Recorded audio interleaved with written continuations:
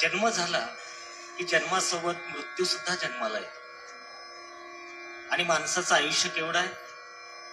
सुरेश भट सांगतात की घरापासून स्मशाना येतो का प्रवास आहे. सूर्य रोज पूर्वेला उगवतो आणि पश्चिमेला मावळतो. त्याचा रोज जन्म होतो आणि रोज मृत्यू होतो. पण त्याचं हे येणं जाणं सारखं चालू आहे.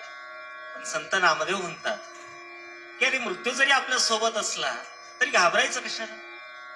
चला आपण आनंदाने नाचू आणि त्याचं भान आपण हरवून जाऊ की मृत्यू आपल्या सोबत आहे हेच विसरून जाऊ.